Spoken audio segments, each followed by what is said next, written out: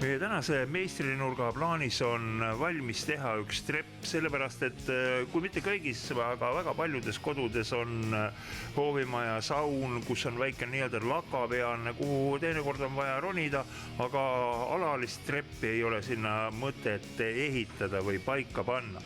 Ja siin Puumarketis, kui natukene ringi vaadata, siis tegelikult trepimaterjalide valik on hästi suur ja endalegi üllatuseks ma leidsin siit ühed nii-öelda valmis trepiastmed, mis on eesliistuga, see on tugevamast puidust, et see ei kuluks ära ja märk on kohe küljest tee ise. Ja lisaks astmetele tegelikult trepi ehitamiseks inimesed vajavad ka põskpuid, käsipuid, käsipuuposte, no praktiliselt kõike seda siit Puumarketist võib ka leida.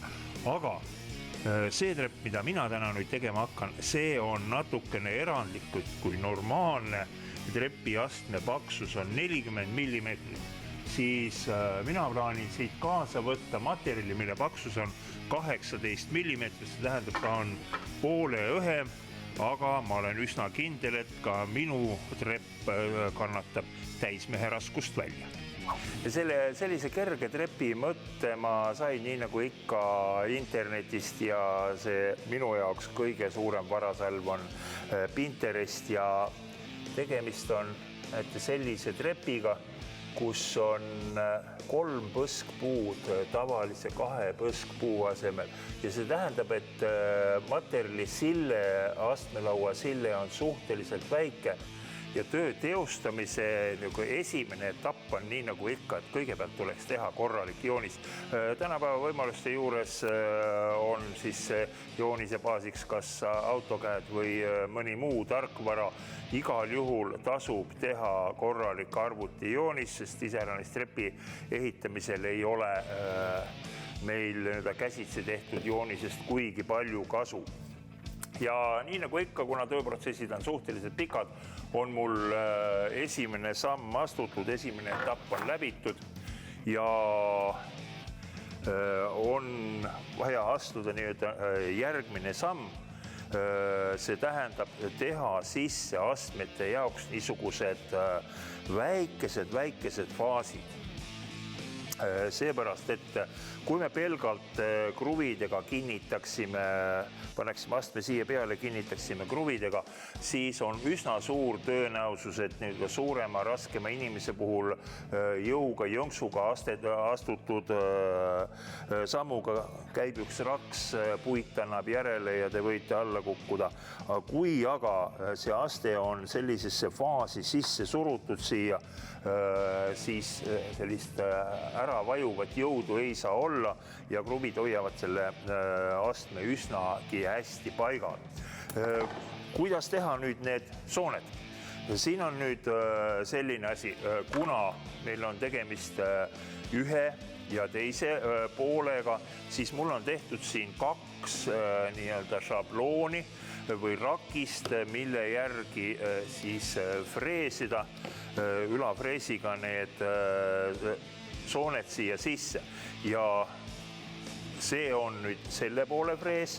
Näete, ta on tehtud selliselt, et ta istub täpselt siia peale. See astme nurk on õige ja tegelikult mulle näitab see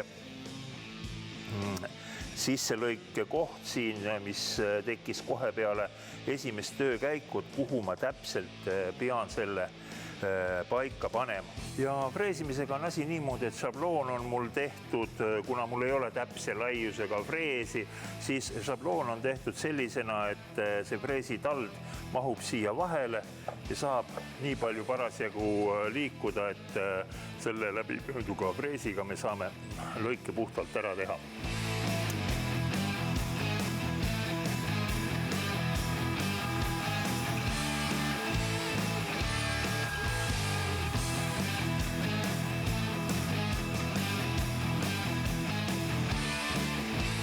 Kruviaukudega on selline asi, et kui me hakkaksime kohe siit teiselt poolt, kust kohast kruvi sisse keeratakse ja üritaksime siit auku teha, siis tulemus on see, vähemalt minu kogemus näitab, et ega ta päris õigesse kohta ei satu, see jääb kuidagi lõdvalt ja halvasti. See tähendab, et kruviaugud tuleks puurida siit poolt. Siit edasi, kui me hakkame seda kruviauku puurima, siis ta peaks olema ühesuguste vahekaugustega. Mõelge, kui palju siin auke on. Neid on hästi palju, seepärast teeme taas ühe väikese sablooni, et väikene puupulk, mis mahub meil täpselt siia astme pesasse ja ta on tehtud selliselt, et kui ma panen selle šablooni nurga astme esiservaga tasa, siis on augud õigete kohtade peal ja laseme augu sisse. Sisuliselt on tegemist markeerimisauguga ja pange tähele, alati sealt, kus puur välja tuleb, kipub nagu puukildu lahti lööma, seepärast on mul klots siin alla pandud. Ja siin, kui mingi millimeeter on, et asi jookseb piltuseks augu pärast, siis ta kisubki kruvid natukene viltu. Kruvid, mida ma kasutan, on antud juhul siis 4,5 korda 70 minu silma järgi, täpselt parajad selle töö tegemiseks.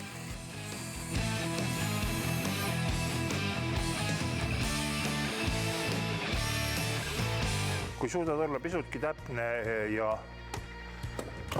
ka mõõtmistöö on korralikult tehtud, siis asjad sobivad üli hästi omavahel kokku. Nii ühes töökojas, nii nagu ikka on kõik seina ääred materjali täis, aga ma usun, et meie trepp mahub korralikult paika. Nii. Ma panen kalde nurga õigeks. Nii, isegi veel natukene. Nii, kalde nurk on kuskil selline ja ta praegu toetab selle ülemise servaga vastu seina ja tal on nüüd üks asi tegemata. See on asi, mis võtab mul natukene rohkem jälle aega, aga eks ma selle aja endale siit vahepealt kuskilt võtan ja päris saate lõigu lõpust ja näete ka, mismoodi see trepp tegelikult valmis näeb. Ma pean selle ülemise otsa kuidagi moodi kinnitama ja otsisin, vaatasin ringi ja ausalt öelda leidsin ühest oma kolikambrist või materjalide varamust, leidsin ühe vana nõukogudeaegse ukse käepidani. Ja tegelikult tegemist on ideaalse stangega, nii nagu alguses juba pildi peal nägite, et me vajame kuhugi seina peale mingit stanget, mille külge siis kas metallist või vineerist tehtud aasaga on see trepp kinnitatud. Ja kui ma selle sinna ülesse kinni kinnitan ja aasaga panen selle trepi selle stange külge, siis ma võin julgelt talle peale astuda. Ma tean, et ta ära ei libise minu raskuse all ja kui seda treppi mul hetkel vaja ei ole, mul ei ole seal laka pealt mitte midagi tuua, siis ma tõstan ta seinanäjale püsti, ta läheb veel rohkem, need kastid ja asjad segavad ja ta on tõstmiseks kerge, kusjuures osad joonised näitavad ka seda, et inimesed on pandud taolisele trepile rattad alla, nii et see tõsta vaja ei olegi lükata lihtsalt edasi-tagasi.